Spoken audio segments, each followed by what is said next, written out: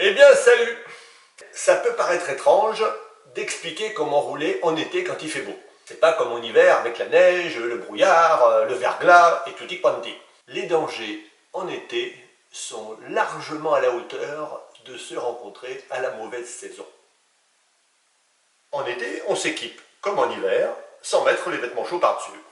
On va pas rappeler quel est l'équipement complet, tous les motards le connaissent. Quand on part en road trip, on s'équipe normalement. Parce qu'on part sur une longue distance. Mais quand on va chercher le pain, quand on fait un petit tour autour de la maison, vous pouvez déraper dans votre jardin, sur le trottoir devant chez vous, aussi bien qu'en Mongolie, un mois après votre départ. Et pour contrer ça, c'est très difficile. Parce que notre cerveau associe la durée et la qualité des protections. C'est à nous d'y réfléchir à l'avance pour se dire, mais au fait, je vais rouler quand même. C'est symbolisé par « je vais chercher le pain ». Vous mettez votre casque, mais des fois c'est tout. On réfléchit aussi en termes de vitesse. Si vous êtes en ville, on roule moins vite. Dans un village, on roule à 30 à l'heure. On se dit, on prend moins de risques qu'en roulant à 130 sur une petite route. Ah oui, c'est vrai qu'on n'a pas le droit de rouler à 130 sur une petite route. Parce que le problème, c'est pas seulement la vitesse à laquelle on se vautre, c'est quel obstacle va-t-il y avoir pendant la chute. Les pilotes de compétition font des chutes à plus de 200 km/h, mais tant qu'ils ne heurtent rien, ils glissent, et comme ils ont un équipement adapté, ils s'en sortent pas mal. Mais si vous chutez seulement à 50 km/h et que vous prenez un panneau de signalisation ou un pare-choc de voiture, alors là, ça va pas être la même limonade. Il y aura beaucoup plus de bulles dedans. Mais on peut aller chercher le pain dans n'importe quelle tenue. Il faut juste être conscient du fait que dans ces cas-là, il faut être extrêmement attentif parce que le moindre souci va se transformer en catastrophe. C'est tout. À partir du moment où on l'assume, freedom! Mais si vous cumulez le j'y vais en tongs et je suis en vacances, le pain il risque de vous coûter très cher. Et si vous vous gamellez au retour, vous aurez pris 2 pains. Quand on parle de négligence, c'est pas uniquement la négligence vestimentaire. Ça concerne aussi la passagère ou le passager. Sont-ils équipés correctement? Parce que ça, c'est de votre responsabilité de veiller à ce qu'ils le soient. Une négligence de votre part peut avoir des conséquences sur les autres ou les copains qui roulent avec vous. C'est pas seulement se protéger soi, mais c'est aussi protéger cette bulle qu'il y a autour de vous.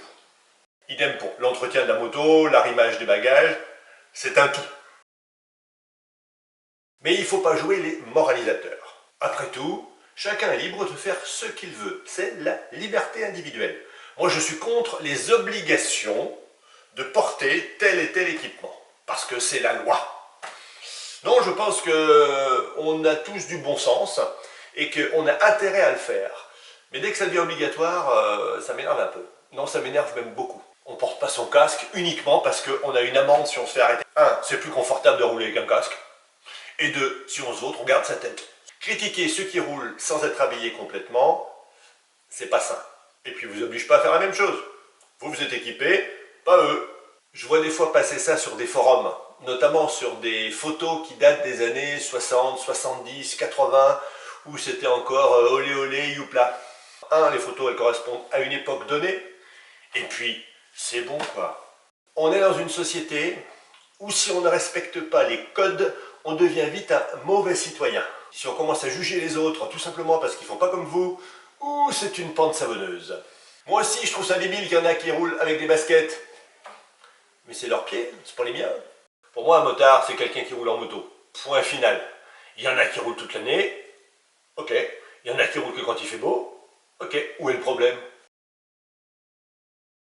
La plupart des accidents se produisent au départ et au retour. Quand on part, on n'est pas encore vraiment dedans, on a besoin de se chauffer, nous et d'ailleurs la moto aussi. Et au retour, c'est le syndrome de l'écurie.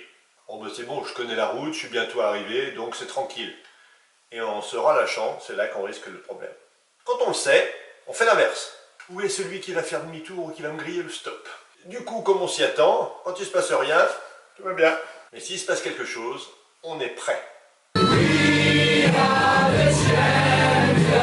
Il y a une analogie avec les avions. Les accidents se produisent au décollage ou à l'atterrissage. Rarement quand ils sont à plusieurs milliers de mètres d'altitude. C'est quand on heurte le sol qu'on a un accident d'avion. En moto, globalement, c'est pareil. Qu'y a-t-il de plus dangereux? Une route en virage, sur le mouillé, avec une très mauvaise visibilité? Ou alors, une route bien ensoleillée, très droite, où on voit parfaitement ce qui se passe. La route sans visibilité, où on a des risques de glisser, qui est très sinueuse, va nous obliger à faire très attention. A contrario, oui, puisque je parle italien, une route bien dégagée par un beau soleil d'été, autant en profiter, et c'est là où on va ouvrir jusqu'au premier tracteur. Ah oui, parce que cette route magnifique, elle est quand même ouverte aux autres usagers. Et imaginons que eux se disent la même chose. C'est open bar. Les statistiques sur les conditions d'accident les plus graves, eh bien, c'est sur route dégagée quand il fait beau. Les endroits les plus dangereux sont les stations touristiques. Il y a des gens partout. Et vous en faites partie. Donc vous contribuez à accentuer l'agglomérat. Spéciale montagne. Dans les routes d'école, l'école, hein, pas l'école, il y a deux ennemis principaux. Les camping-cars et les vélos. Oui, je fais aussi pour les malentendants. Les camping-cars parce qu'ils prennent tout le lit, ils y peuvent rien, c'est normal, c'est leur taille qui veut ça, hein, voilà. Et les vélos qui descendent, mais des fois plus vite que vous, à des vitesses ahurissantes, avec des boudins comme ça. Moi je serais terrorisé. Hein. Et eux ils sont habillés en limande, comme ça, ils n'ont rien. Les mecs ils se vautrent, mais alors, ma biche, paf. Alors en montée, quand ils sont en file indienne, encore ça va. Mais quand ils sont en grappe, on appelait ça un peloton. J'adore ce mot, un peloton. C'est un gros tas, quoi, voilà. Ou alors plusieurs à la sortie d'un virage. Le pire, c'est les vélos qui montent, pendant qu'il y a des vélos qui descendent. Et vous êtes au milieu. Ah, c'est extraordinaire, parce que c'est du slalom géant. Voilà, bon, ça fait partie des dangers de la route en été. Si vous voulez vous taper des beaux cols, n'y allez pas en juillet-août. Allez-y en semaine, à une autre période de l'année. Est-ce qu'il est plus dangereux de rouler à plusieurs ou de rouler tout seul? Rouler à plusieurs, ça veut dire le risque de collision entre motos. Ça veut dire aussi la taquinerie, l'arsouille. Il y a plus de risques qu'une arsouille tout seul.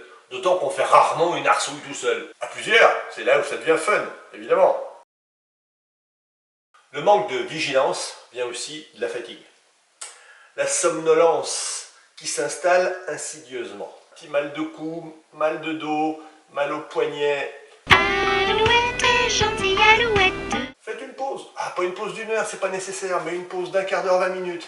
Vous allez pisser, boire un coup, marcher un petit peu. Oh, vous pouvez même faire une petite sieste. Et après, vous repartez. On s'arrête plus facilement et plus souvent quand on est à plusieurs.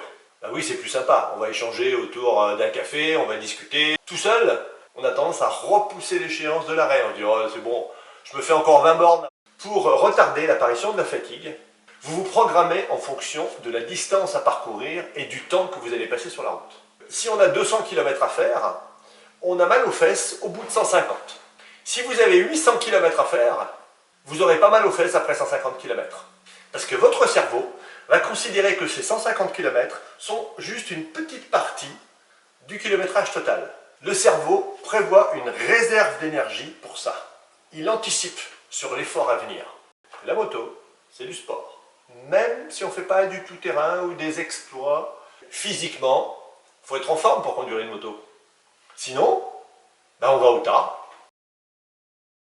Les insectes, dans les yeux, dans le cou, une guêpe qui vous pique là, sur l'écran de votre casque. Et quand on nettoie, ça fait une bouillie immonde. Les gravillons. Les gravillons sont le verglas de l'été. Et c'est justement quand il fait beau et que tout le monde sort, que les pouvoirs publics décident de mettre des gravillons sur les routes. Et sur les petites routes de campagne, on se retrouve avec des tapis de 15 cm de haut, dans lesquels on peut à peine rouler. Mais il y a pire, il y a les gravillons espacés. C'est-à-dire une portion de route normale, et d'un seul coup, des gravillons.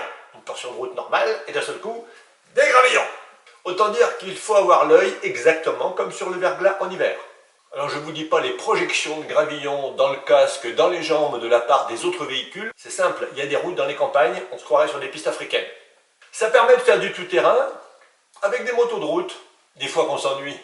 Les petits zigouigouis de goudron qui sont très lisses et qui fondent de soleil. Il y a même une certaine forme de goudron qui est tellement lisse que même quand il n'est pas vraiment chauffé par le soleil, ça glisse quand même.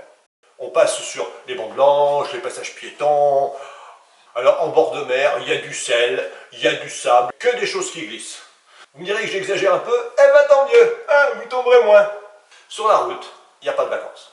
Vous êtes en vacances quand vous avez mis la béquille de votre bécane et que vous êtes arrêté. Tout ça pour dire que l'été est faussement trompeur. Je me demande si c'est pas un pléonasme ça d'ailleurs. J'ai d'autres choses à vous dire sur la façon de s'amuser en moto. Où là, l'équipement a aussi une signification particulière. Mais ceci est une autre histoire. Salut!